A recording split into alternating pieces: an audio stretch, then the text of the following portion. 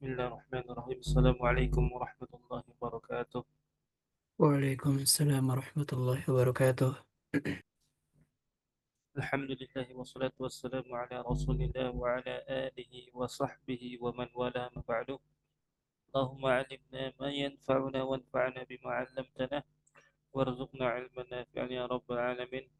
اللهم افتح لنا فتوح العارفين والبسنا لباس عزك يا رب العالمين. Alhamdulillah, kita senantiasa bersyukur kepada Allah Subhanahu wa taala dengan segala limpahan nikmatnya kepada kita semua, sehingga kita mampu untuk terus istiqomah belajar agamanya, sehingga kita dapat melaksanakan segala ibadah berdasarkan ilmu dan basirah.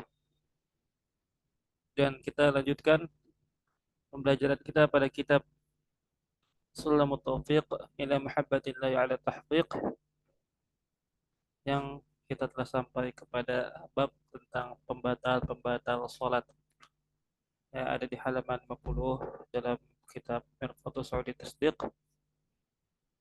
Bismillah wassalatu wassalamu ala Rasulillah. Qala al-muallif rahimahullah taala, faslun wa tabtulu sholatu. Fasal yang baru, ya, salat batal dengan apa saja? Yang pertama, bil kalami walau biharfain, dengan berbicara walaupun dengan dua huruf.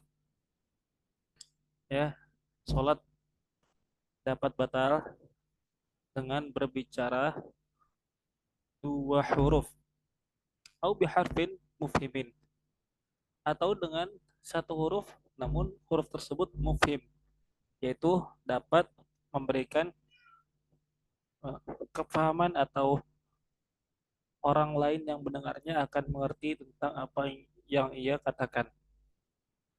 Maka hanya dengan satu huruf, maka perkataan tersebut dapat membatalkan sholat apabila dapat dimengerti perkataannya. Illa innasya wa qol, kecuali kalau ia lupa dan jumlahnya sedikit. Nah, kita akan jelaskan dulu. Pertama, pembatal yang pertama adalah berbicara ketika sholat. Dalam mazhab Imam Syafi'i rahimahullah taala, berbicara ketika sholat itu dapat membatalkan sholat dengan dua keadaan, yaitu ketika dia berbicara dua huruf, atau lebih, dan di sini tidak ada syarat al-ifham, atau orang yang mendengarnya harus paham. Walaupun dia mengucapkan dua huruf, namun perkataan yang ghair mufhim, atau orang lain yang tidak dapat paham apa yang ia ucapkan, maka tetap akan membatalkan sholat. Contohnya misalnya seorang mengucapkan kata, misalnya eh, misalnya adi, misalnya adi, adi, gitu, adi, ya, huruf hamzah dan juga huruf dal, adi. Nah, apabila seorang mengucapkan dua huruf tersebut walaupun tidak ada maknanya, maka hal tersebut atau ucapan tersebut akan membatalkan sholat orang yang mengucapkannya, akan membatalkan sholat orang yang mengucapkannya. Kemudian yang kedua, ketika ia mengucapkan satu huruf namun disyaratkan harus mufhim, yaitu dapat dimengerti. Namun mungkin kiranya contoh ini hanya terdapat pada bahasa Arab, namun dalam bahasa lain ya mungkin sangat sedikit atau mungkin tidak ada. Seperti dalam bahasa Indonesia mungkin satu huruf yang dapat dimengerti itu tidak ada. Adapun di dalam bahasa Arab itu ada satu kata yang apabila diucapkan satu huruf maka dapat dimengerti. Ya, contohnya misalnya seperti ucapan qi, ya, qi, dari kata waqah yaqi. Waqah yaqi. Fi'il amarnya qi.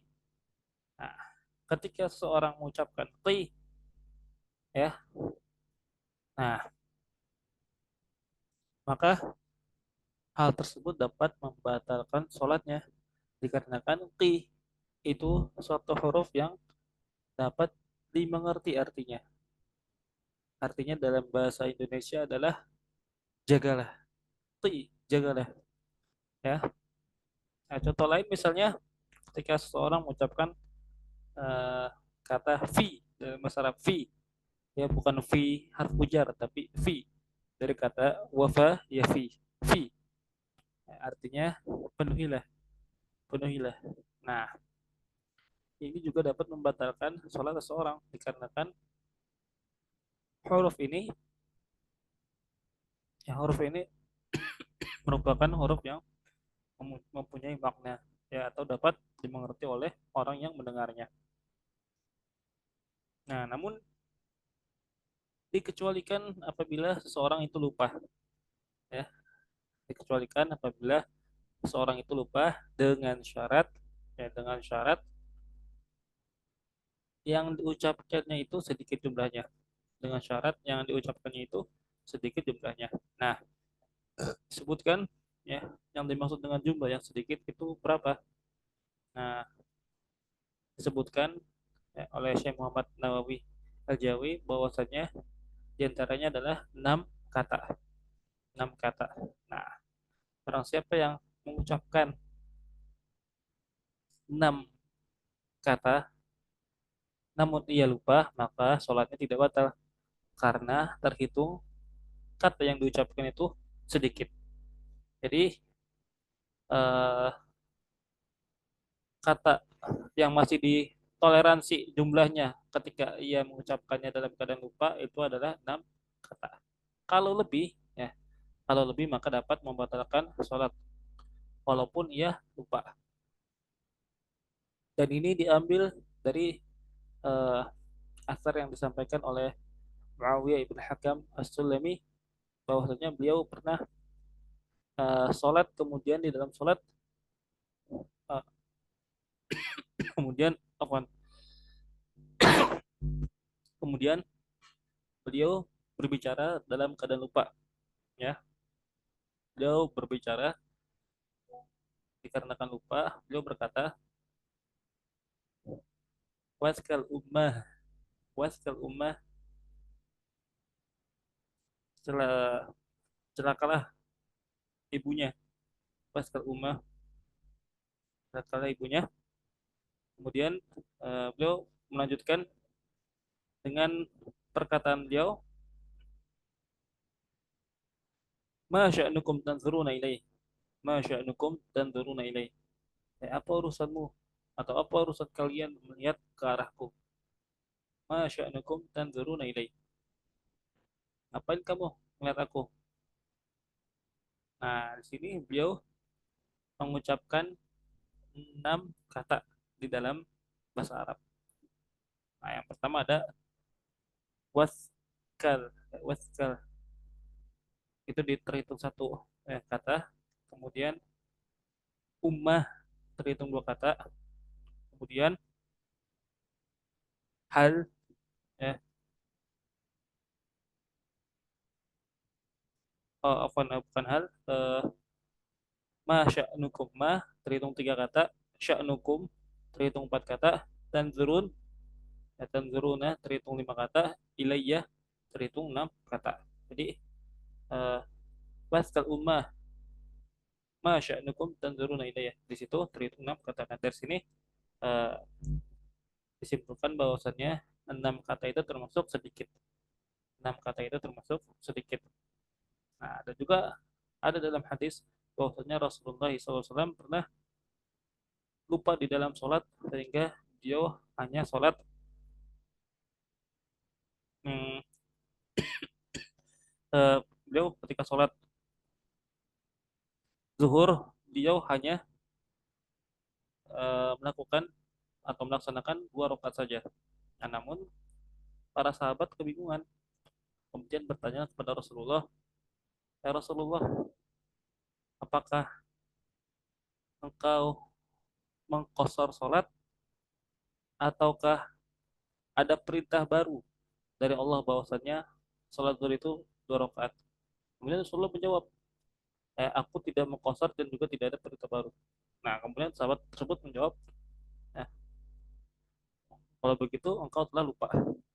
Kalau begitu engkau telah lupa. Maka kemudian Rasulullah SAW kemudian menyuruh sahabatnya untuk menambah 2 rakaat lagi dan setelah itu melakukan sujud sahwi bersama-sama. Nah, dari sini dapat dapat kesimpulan bahwasannya dibolehkan berbicara ketika lupa, dan Rasulullah ketika ditanya oleh para sahabat, beliau dalam keadaan lupa dan beliau tidak mengulangi sholatnya 4 rakaat, namun menambah 2 rakaat, namun hanya menambah 2 rakaat.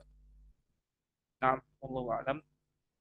Nah, selanjutnya pembatal yang kedua adalah wabil af'alil katsiratil mutawaliyati, yaitu dengan perbuatan yang banyak, ya, bukan hanya banyak tapi mutawaliyah, ya, yaitu berkesinambungan atau mengikuti satu sama lain, ya. Jadi gerakan yang dilakukan banyak dan saling berkesinambungan, tidak ada jeda padanya. Contohnya kasalasi harokat, seperti tiga gerakan, seperti tiga gerakan. Nah, disebutkan eh, di dalam syarah kitab yang lain, seperti syarah kitab Nailur Roja karya dari eh, Syekh Ahmad Syatiri,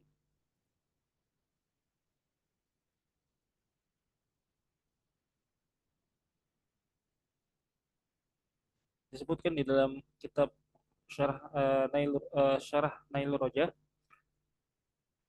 bahwasannya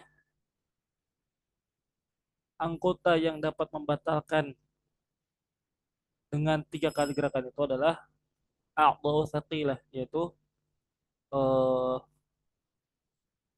anggota-anggota yang terhitung anggota yang berat, istilahnya ya, berat, bukan anggota-anggota yang ringan. Maksudnya apa? Maksudnya ada beberapa anggota yang kalau misalnya dia menggerakkan anggota tersebut, anggota tubuh tersebut, ya, anggota tubuh tersebut, maka sholatnya bisa batal dengan 3 kali dengan 3 kali gerakan, afwan, dengan 3 kali gerakan. Contohnya adalah yang pertama kepala, ya, kepala.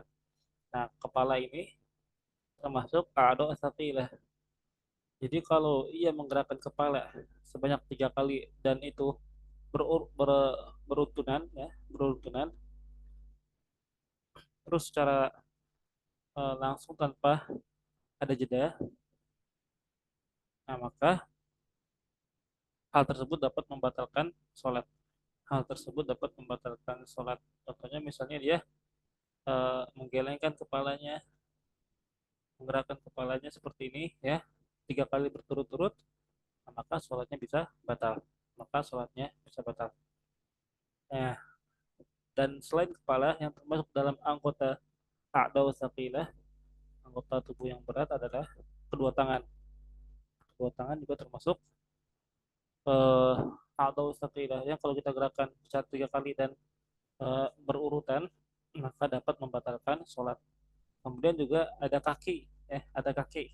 Kaki juga dapat membatalkan sholat kalau kita melangkahkan kaki kita secara uh, berkesinambungan dengan 3 kali langkah, dan 3 kali langkah itu dan 3 kali langkah tersebut itu dilakukan dengan jarak kaki yang tidak sejajar, ya, maka hal tersebut dapat membatalkan sholat.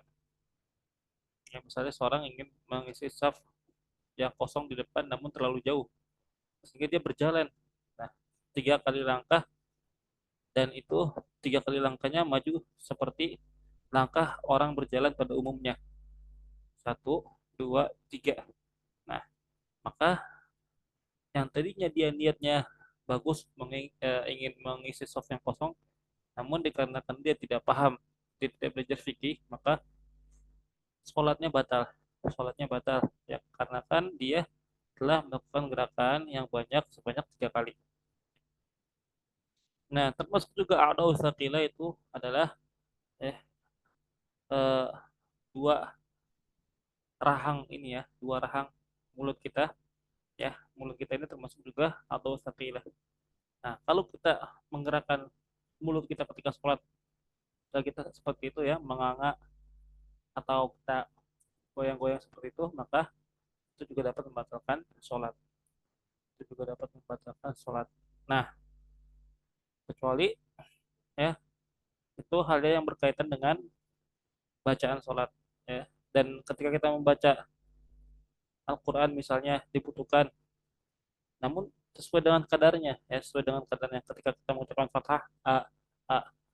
Nah, dan juga ketika kita membaca Al-Quran itu sebenarnya tidak dibutuhkan untuk gerakan yang berlebihan pada kedua rahang kita, hanya bibir dan lidah ya, lisan kita, nah itu yang bermain atau yang mempunyai peran dalam kita membaca Al-Quran.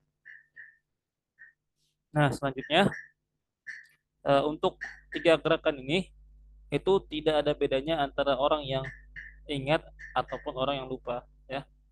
Orang yang lupa dia juga dapat batal sholatnya ketika ia lupa untuk eh, lupa dan dia lupa karena menggerakkan anggota tubuhnya sebanyak 3 kali. Nah, maka sholatnya bisa batal walaupun dia gerakan karena lupa, walaupun dia menggerakkannya karena lupa. Nah, jadi tidak ada bedanya dengan orang yang sengaja dan orang yang lupa. Nah, kemudian ada beberapa anggota tubuh yang ketika kita gerakan walaupun lebih dari 3 kali itu tidak akan membatalkan sholat. Nah, ini disebut dengan a'dha'u khafifah. A'dha'u khafifah itu anggota tubuh yang ringan. Contohnya adalah jari ya. Ketika kita menggerakkan jari kita ya, ketika kita mengangkat jari kita itu walaupun kita gerakan lebih dari 3 kali, maka hal tersebut tidak dapat membatalkan sholat. Hal tersebut tidak membatalkan sholat. Nah, selanjutnya beliau mengatakan wabil harokatil mufritoh ya, wabil harokatil mufritoh. Nah, dan juga gerakan yang mufrid ya, yang berlebihan, yang berlebihan. Nah, maksudnya apa? Yang berlebihan. Nah, yaitu yaitu gerakan yang dilakukan itu eh, dapat menggerakkan banyak anggota tubuh dari tubuh kita. Contoh misalnya, ketika seseorang melompat, ya, ketika seseorang sedang sholat, kemudian ia melompat, nah maka sholatnya langsung batal, walaupun ia tidak menggerakkan tubuhnya sebanyak 3 kali. Walaupun ia tidak menggerakkan tubuhnya sebanyak 3 kali, maka sholatnya telah batal dikarenakan lompat itu termasuk gerakan yang mufritoh, yang berlebihan ya. Nah, contoh lainnya adalah eh, misalnya kita menggerakkan seluruh anggota tubuh kita secara bersamaan dalam satu waktu, walaupun hanya sekali. Ya, misalnya kita menggerakkan kepala kita, tangan kita, kedua tangan kita dan kedua kaki kita secara bersamaan, walaupun hanya sekali, maka hal tersebut dapat membatalkan sholat. Maka hal tersebut dapat membatalkan sholat. Ya, atau misalnya kita salto dalam sholat, atau kita salto dalam sholat. Nah, ketika kita salto dalam sholat, maka itu juga menggerakkan seluruh tubuh kita. Ya, tubuh kita menjadi bergerak semua. Jadinya eh, sholat kita batal walaupun hanya dengan sekali gerakan. Nah, kadang kita suka melihat konten-konten yang bercanda itu di medsos ketika seorang memukul atau menyentuh orang lain yang sedang sholat sendiri, kemudian ikut sholat bersamanya. Nah, kemudian orang itu mundur dengan melakukan salto. Orang tersebut uh, mundur dengan melakukan salto. Nah, kemudian melanjutkan sholatnya. Padahal sholat yang ia lakukan telah batal dikarenakan ia telah melakukan gerakan yang berlebihan. Seperti itu. Nah, kemudian selanjutnya wa bi ziyadati ruknin fi'liyin, dan menambahkan rukun fi'li. Nah, rukun fi'li itu apa? Rukun yang dilakukan oleh anggota badan, ya, anggota badan. Lawan dari rukun qauli. Rukun fi'li apabila kita menambah rukun, ya, dalam sholat yang bersifatnya fi'li atau perbuatan, ya, bukan ucapan, maka hal tersebut dapat membatalkan sholat. Contohnya gimana ya? Contohnya, misalnya ketika seseorang dia eh, ketika seseorang di rokaat, ya, keempat, ketika seorang di rokaat keempat, kemudian dia lupa untuk melakukan duduk tahiyat yang kedua, ya, duduk tahiyat yang kedua, tahiyat akhir, ya. Kemudian dia langsung berdiri. Kemudian setelah dia berdiri tegak, ternyata dia baru ingat bahwasanya dia belum duduk tahiyat akhir. Maka dia langsung duduk lagi, ya, setelah dia berdiri tegak. Kemudian dia langsung duduk lagi ke duduk tahiyat akhir. Nah, maka apabila seseorang melakukan hal tersebut, maka sholatnya batal. Maka sholatnya batal dikarenakan ia telah menambah rukun fi'li, yaitu qiyam, yaitu berdiri tegak, qiyam. Nah, kalau misalnya kita lupa, misalnya kita sholat isya, kemudian di rakaat keempat kita lupa untuk duduk tahiyat akhir. Nah, apa yang harus kita lakukan ketika kita lupa duduk tahiyat akhir dan kita sudah berdiri tegak? Nah, maka kita tidak boleh untuk kembali duduk tahiyat akhir, ya, kembali ke duduk tahiyat akhir, tidak boleh, karena itu dapat membatalkan sholat. Nah, apa yang kita lakukan? Yang kita lakukan adalah kita lanjutkan, ya, lanjutkan, sempurnakan menjadi satu rakaat, ya, sempurnakan menjadi satu rakaat. Nah, kemudian setelah kita, ya, telah sampai pada tahiyat akhir, nah, baru kemudian kita salam, kita salam. Ya, jadi seakan-akan kita telah sholat 5 rakaat. Namun sebelum salam hendaknya kita sujud sahwi. Namun sebelum salam hendaknya kita sujud sahwi sebanyak dua kali, ya, sebanyak 2 kali. Nah, atau misalnya seperti seseorang yang sujud, orang ketika sujud, kemudian ketika ia sujud, misalnya dia merasa bahwasanya eh, mungkin kepalanya sujud di tempat yang kurang enak, ya, padahal dia telah sujud menempelkan dahinya ke lantai, namun dikarenakan menurut dia, kayaknya posisinya kurang enak nih, karena mungkin dia sujud di atas sesuatu, di atas kerikil misalnya. Nah, kemudian dia mengangkat kepalanya, kemudian bergeser pindah ke tempat sujud yang lain, kemudian sujud lagi. Nah, maka kata para ulama, kalau ia melakukan hal ini, maka sholatnya batal dikarenakan dia telah menambah satu rukun fi'li atau rukun yang sifatnya perbuatan.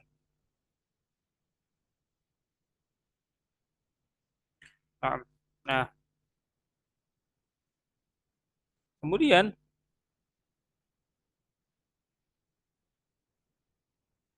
mobil harokatil wahidati lil la'ib, dengan satu gerakan, ya, lil la'ib, dengan maksud untuk bermain-main.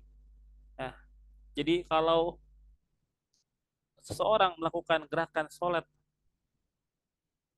dan kemudian ia menambah suatu gerakan yang tidak termasuk ke dalam sholat dengan niat untuk bermain-main atau bercanda, nah, maka sholatnya bisa batal.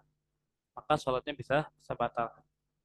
Contohnya misalnya ketika seseorang sholat, kemudian dia menepuk, ya, dia menepuk eh, tangannya misalnya, menepuk tangannya dalam maksud bukan untuk mengingatkan imam bagi perempuan, ya, untuk bermain-main, atau yang melakukan hal ini misalnya laki-laki. Nah, maka sholatnya bisa batal. maka sholatnya bisa batal dikarenakan dia telah bercanda atau bermain-main dalam sholatnya. Dan itu dapat mengakibatkan sholatnya menjadi batal. Nah, selanjutnya, wabil akli wasyurbi illa innasya waqal. Dan juga makan dan minum, ya, kecuali dia lupa. Kecuali dia lupa dan ya dia eh, makannya hanya sedikit. Dan dia makannya hanya sedikit. Afwan Nah, Ustaz, ya. saya mau bertanya karena Ah, baru gabung saya nggak tahu apakah tadi Ustaz sudah menjelaskan kalau yang kita lupa itu justru tahiyat awal gitu Ustaz bagaimana? Jadi udah apa namanya berdiri tanpa kita tahiyatul awal. Apakah bisa juga dengan sistem yang tadi dengan apa namanya sujud sahwi juga Ustaz? Syukran sip. Ustaz. Ya, wa jazakillahu khairan. Ya, syukran atas pertanyaannya, Bu, ya. Jadi, untuk seseorang yang sholat dan lupa untuk tahiyat awal, nah maka dia tidak perlu kembali ke duduk tahiyat awal. Langsung aja sempurnakan rakaat ketiganya misalnya. Kalau kasusnya di sholat yang jumlah rakaatnya 4. Nah, dia langsung saja lanjut ke rakaat ketiga, kemudian rakaat 4. Nah, kemudian setelah ia menyempurnakan 4 rakaat sebelum ia salam, maka ia sempurnakan dengan sujud sahwi. Sempurnakan dengan sujud sahwi. Namun hal tersebut ya dapat dilakukan kalau ia lupa untuk tahiyat awal. Namun kalau ia sengaja ia sengaja meninggalkan tahiyat awal bukan karena lupa, maka sholatnya batal. Seperti itu. Ya. Jadi tidak apa-apa ketika seorang lupa untuk melakukan tahiyat awal, maka hal tersebut bisa ditutupi atau bisa disempurnakan dengan sujud sahwi di akhir sholat, ya, sebelum salam. Dalam mazhab Syafi'i, sujud sahwi itu dilakukan sebelum kita salam, maka kita sujud dulu 2 rakaat dengan membaca Subhanalladzi la yanamu wa la yashu. Nah, dilakukan 2 kali, kemudian setelah itu baru kita salam. Seperti itu. Baik. Hmm. Apa-apa. Afwan, Bu, ya, jazakallah khairan. Ya. Nah, nanti kita akan juga belajar mengenai eh, rukun-rukun sholat dan juga abadus sholat, kemudian juga sunanus sholat. Kita akan belajar mengenai mana yang termasuk rukun sholat dan hal-hal yang kewajiban kewajiban sholat, termasuk ke dalam kewajiban-kewajiban sholat, dan juga hal-hal yang termasuk ke dalam sunnah-sunnah sholat. Insya Allah Ta'ala di bab berikutnya. Selanjutnya kita lanjutkan. Ya, tadi dengan makan dan minum sedikit kecuali kalau lupa, ya. Dengan makan dan minum kecuali lupa dan ia makannya hanya sedikit, nah, jadi seseorang apabila makan dan minum ketika sholat, maka sedikit atau banyak kalau dia lakukan karena sengaja itu dapat membatalkan sholat. Namun kalau dalam keadaan lupa kasusnya, kalau ia lupa ternyata ia makan tidak sengaja gitu ya. Nah, kata para ulama disyaratkan harus sedikit, ya, sedikit yang hal tersebut tidak membatalkan sholat. Namun apabila ia makan dengan banyak, maka hal tersebut dapat membatalkan sholat. Nah, ukuran sedikit atau banyaknya itu, nah itu tergantung dari uruf masyarakat sekitar, dari uruf masyarakat sekitar. Seperti misalnya eh,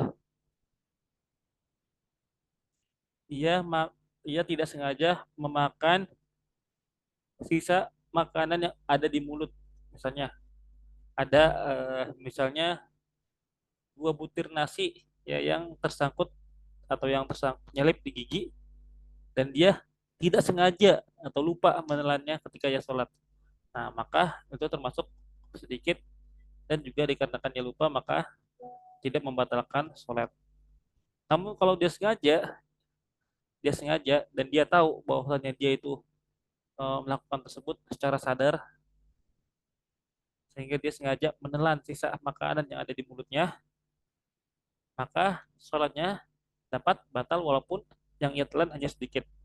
Sholatnya langsung batal, dikarenakan dia telah melakukan salah satu pembatal sholat, yaitu makan dan minum ketika sholat. Nah, makanya kadang kita menemukan eh, mungkin guru ngaji kita atau orang tua kita kadang suka mengingatkan kalau mau sholat itu gak boleh makan dan minum dulu, ya.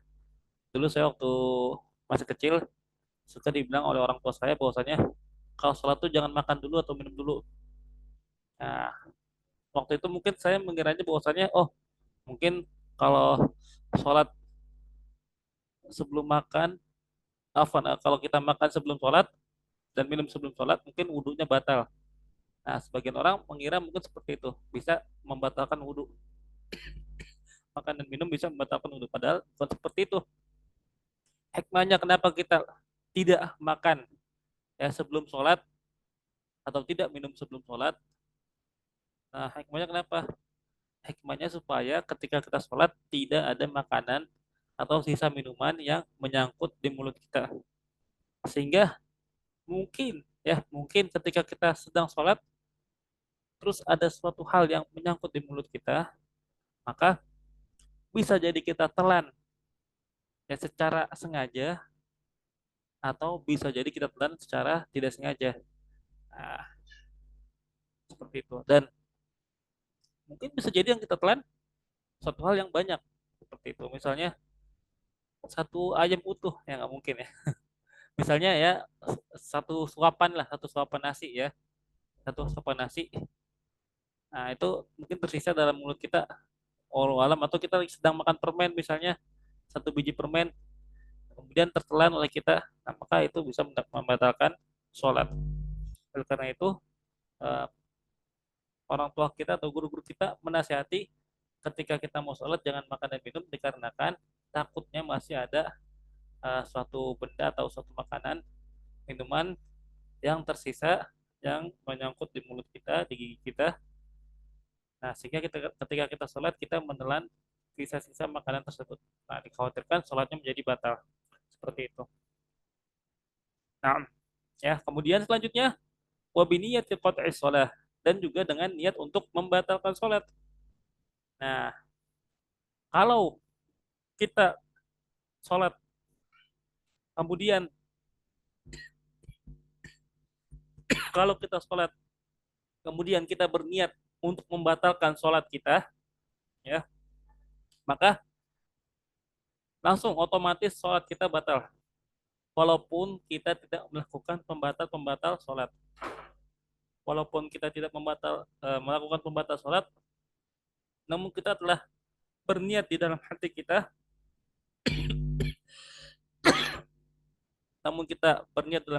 untuk membatalkan sholat, maka secara otomatis sholat kita menjadi batal. Atau misalnya kita nggak berniat untuk membatalkan sholat, namun kita berniat untuk mengganti sholat.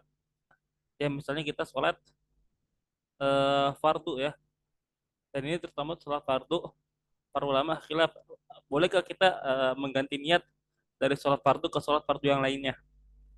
Misalnya kita sholat zuhur, misalnya kita sholat asar, ternyata kita belum sholat zuhur. Bukan seperti itu. Misalnya kita sholat zuhur, ternyata bukan sholat zuhur, ternyata sudah sholat asar. Ternyata ini waktunya bukan waktu zuhur, waktu asar. Kemudian kita ganti niat kita menjadi sholat asar, bukan sholat zuhur. Apakah itu boleh? Nah, untuk masalah pergantian niat ini, kalau niatnya itu berubah dari fardu ke fardu yang lainnya, maka ini batal. Maka niatnya batal dan sholatnya juga batal. Maka harus mengulangi sholatnya dari awal. Seperti itu. Dikarenakan hal tersebut juga termasuk salah satu niat untuk membatalkan sholat. Disebutkan oleh Syekh Muhammad Nawawi di dalam kitabnya. Kemudian wabi ta'liqi qat'iha, yaitu dengan menggantungkan eh, niat untuk membatalkan sholat. Maksudnya apa? Ta'liq, ta'liq qat'us sholat. Contohnya misalnya kita berniat dalam hati, misalnya kita sholat, kemudian kita sholat sendirian di rumah, kita kemudian berniat kalau ada yang mengetuk pintu maka aku akan membatalkan sholatku. Kita berniat dalam hati seperti itu. Nah kemudian ternyata ketika kita lagi sholat beneran ada yang mengetuk pintu, tok tok tok gitu. Nah dari semenjak ada orang yang mengetuk pintu tersebut, maka sholat kita otomatis batal. Dikarenakan kita telah berniat dari awal bahwasanya, afwan, eh, apa namanya, bukan dari ketika seseorang telah mengetuk pintu, tapi ketika kita telah berniat tentang hal itu, ya. Apabila ada seseorang datang mengetuk pintu, maka aku akan membatalkan sholatku. Nah maka semenjak itu juga dia telah batal sholatnya, walaupun misalnya belum ada yang mengetuk pintu, nah nah maka eh, sholatnya langsung batal sebagaimana ia berniat untuk membatalkan sholat. Jadi tidak disyaratkan harus terjadi apa yang ia syaratkan dalam hatinya untuk dia membatalkan sholat.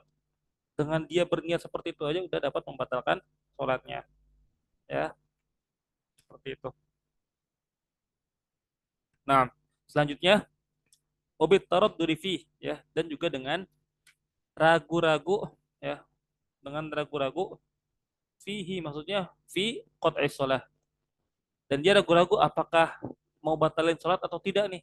Nah, kalau kita berniat di dalam hati kita ketika kita sholat, kita ragu-ragu mau batalin atau enggak ya, batalin enggak. Nah, kalau dia ragu-ragu seperti itu di dalam hatinya, maka otomatis sholatnya batal. Dikarenakan tidak sah, ya, niat seseorang hamba yang berasal atau yang berangkat dari keraguan-raguan. Makanya ya, niat itu harus dilakukan jazam, dengan pasti dan dengan yakin, tidak ada keraguan sedikit pun. Nah,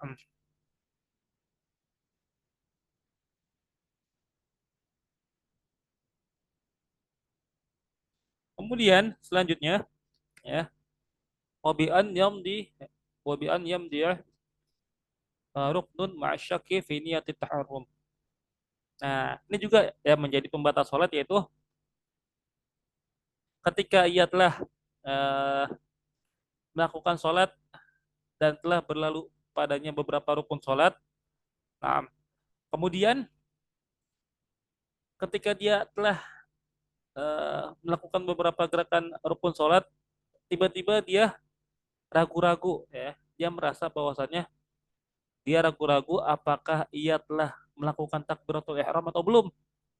Nah, ragu-ragu di dalam takbiratul ihram itu dapat membatalkan sholat. Itu dapat membatalkan sholat. Nah, ya, apakah dia telah niat, atau belum niat melakukan sholat ketika takbiratul ihram.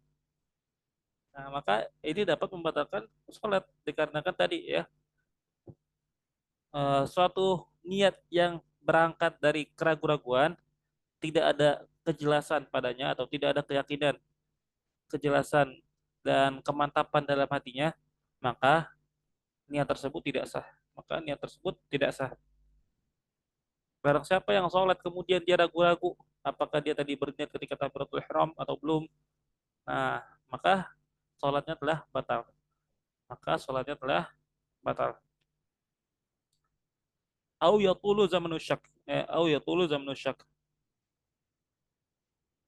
Atau dia ya ragu-ragu dan waktunya telah berjalan lama. Dan waktunya telah berjalan lama walaupun dia belum melakukan atau belum melaksanakan satu rukun pun, ya satu rukun sholat pun, atau telah berlalu satu rukun sholat pun. Misalnya dia melakukan takbiratul ihram, ya kemudian dia melakukan takbiratul ihram, kemudian ketika dia selesai takbiratul ihram dia ragu, tadi udah niat sholat belum ya, tadi udah menghadirkan niat dalam hati belum untuk sholat zuhur misalnya. Nah, walaupun dia belum melalui beberapa rukun yang lainnya seperti membaca al-fatihah, ya ruku dan sebagainya, ya. Dia belum melakukan itu, namun ketika dia ragu-ragu kemudian keraguan itu telah berlangsung lama semenjak dia melakukan takbiratul ihram, maka sholatnya telah batal. Maka sholatnya telah batal. Seperti itu. Nah, kemudian ya selanjutnya insya Allah kita akan membahas mengenai syarat diterimanya sholat seorang hamba di sisi Allah Subhanahu wa taala, ya. Nah, ya faslun, pasal berikutnya, wa syurita ma'a ma marrah, dan disyaratkan, ya, bersamaan dengan yang tadi telah yang berlalu syarat-syaratnya, liqabuliha 'indallah, ya, agar diterima di sisi Allah Subhanahu wa taala. Apa yang pertama? Yaitu an yaqsida biha wajhallahi ta'ala wahdahu, yaitu hendaknya dia bermaksud atau berniat dengan salatnya tersebut mencari wajah Allah Subhanahu wa taala, berharap ridha Allah Subhanahu wa taala. Tidak berniat untuk selain apapun, apalagi berniat kepada selain Allah Subhanahu wa taala. Seperti riya misalnya, agar dipuji orang, atau sum'ah, agar didengar orang. Nah, maka ketika kita sholat agar sholat kita diterima oleh Allah Subhanahu wa taala, kita niatkan hanya kepada Allah Subhanahu wa taala. Ya, kita lakukan sholat kita untuk mencari ridha Allah Subhanahu wa taala. Kemudian yang kedua, wa an yakuna ma'kalahu wa malbusahu wa musallahu halalan. Yang kedua, syarat agar ibadah kita diterima oleh Allah Subhanahu wa taala itu hendaknya apa yang kita makan, ya, dan apa yang kita minum, dan apa yang kita pakai dari pakaian kita, dan apa pun tempat yang kita gunakan untuk kita sholat, maka hendaknya berasal dari sesuatu yang halal. Berasal dari sesuatu yang halal. Ya, maka kita harus menjaga makanan kita, ya, apa yang kita makan, apa yang kita minum, dan apa yang kita pakai, serta apa yang kita pijak, yang kita jadikan untuk melaksanakan sholat. Kalau misalnya kita ya sholat kemudian kita telah melakukan ya maksiat berupa memakan apa yang Allah haramkan, maka hal tersebut dapat menjadi penyebab sholat kita tidak diterima di sisi Allah Subhanahu wa taala. Atau juga sebaliknya, misalnya ya, minuman misalnya ya. Kalau kita eh, minum sesuatu yang Allah haramkan, maka hal tersebut juga dapat menghalangi amal ibadah kita diterima di sisi Allah Subhanahu wa taala. Maka kita harus menjaga makanan minum kita hanya berasal dari hal-hal yang halal, yang eh, kita usahakan dengan cara yang halal dan zatnya juga halal. Kemudian apa yang kita pakai juga harus dari sesuatu yang halal, bukan hasil mencuri, ya, atau hasil merampas hak orang orang lain. Dan juga musola kita atau tempat kita sholat maka harus dari sesuatu yang halal, bukan tanah atau tempat yang berasal dari tanah yang dicuri atau diambil yang bukan hak kita, ya. Atau dalam bahasa fikihnya maksub, ya, ardun maksubah, tanah yang dicolong. Tanah milik orang lain, tanah milik orang lain, namun kita akui menjadi milik kita sendiri. Maka kalau kita sholat di atas tanah tersebut, maka eh, sholat kita dikhawatirkan tidak diterima di sisi Allah Subhanahu wa taala. Kemudian selanjutnya, wa an yuhdira qalbahu fiha, dan hendaknya ia menghadirkan hatinya di dalam sholatnya, yaitu khusyuk, ya. Kita berusaha semaksimal mungkin agar kita sholat dan hati kita dalam keadaan khusyuk, dikarenakan khusyuk dalam sholat itu dapat meningkatkan, ya, potensi sholat kita diterima di sisi Allah Subhanahu wa taala.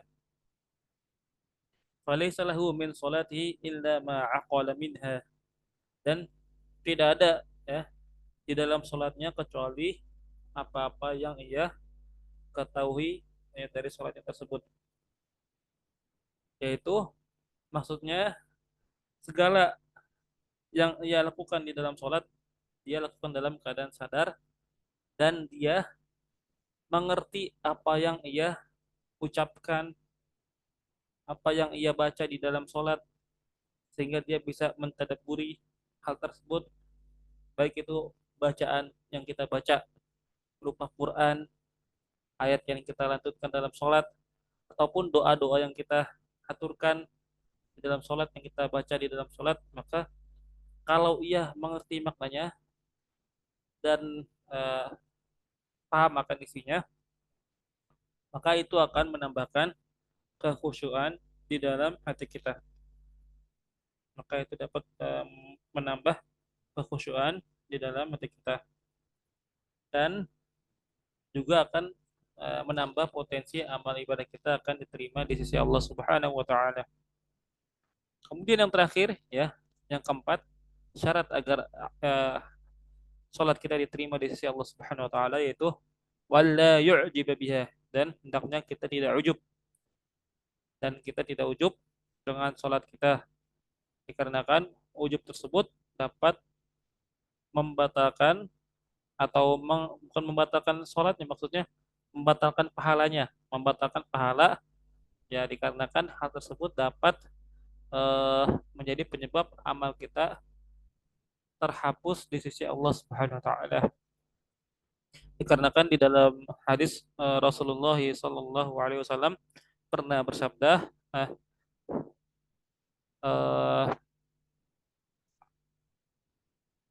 salasun muhlikat, ya, ada tiga hal yang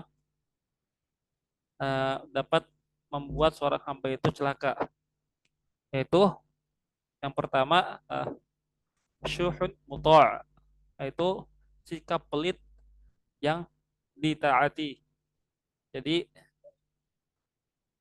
apabila ada seorang hamba yang pelitnya kebangetan, tidak mau berbagi sama saudaranya atau tetangganya, nah maka itu bisa menjadi hal yang dapat membinasakan dia di hari kiamat kelak. Kemudian yang kedua ada hawan muttabah, yaitu hawa nafsu yang diikuti. Itu juga dapat menjadi penyebab seorang hamba celaka di akhirat kelak. Dan yang ketiga adalah ijabul mar'i binafsih, yaitu seorang merasa bangga, merasa eh, sombong akan dirinya, merasa berbangga-bangga, ujub dengan dirinya, dikarenakan dirinya telah melakukan banyak amal soleh, misalnya telah melakukan banyak eh, kegiatan, ya, ibadah, baik itu ibadah yang mahdoh maupun yang ghair mahdoh, dan dia bangga akan hal tersebut. Nah, maka hal tersebut dapat menjadi penyebab ia celaka di hari kiamat, dikarenakan hal tersebut dapat membatalkan seluruh amal ibadah yang telah ia lakukan selama hidupnya.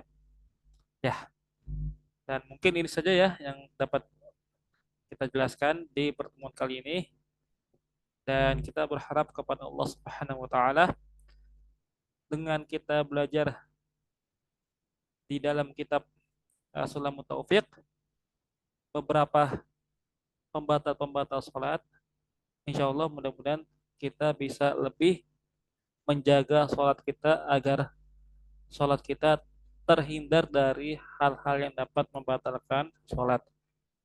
Dan kita berharap kepada Allah Subhanahu wa taala agar sholat kita diterima di sisi Allah Subhanahu wa taala dengan kita melaksanakan 4 hal tadi yang disebutkan oleh Syekh Sayyid Abdullah mengenai syarat-syarat diterimanya amal seorang hamba. Ya, mungkin itu saja, kita tutup dengan doa kafaratul majlis. Subhanakallahumma wa bihamdika asyhadu an la ilaha illa anta astaghfiruka wa atubu ilaik. Kurang lebihnya mohon maaf ya. Assalamualaikum warahmatullahi wabarakatuh. Waalaikumsalam warahmatullahi wabarakatuh. Jazakumullah khairan. Jazakallah khairan. Wa iyyakum wa iyyakum. Terima kasih.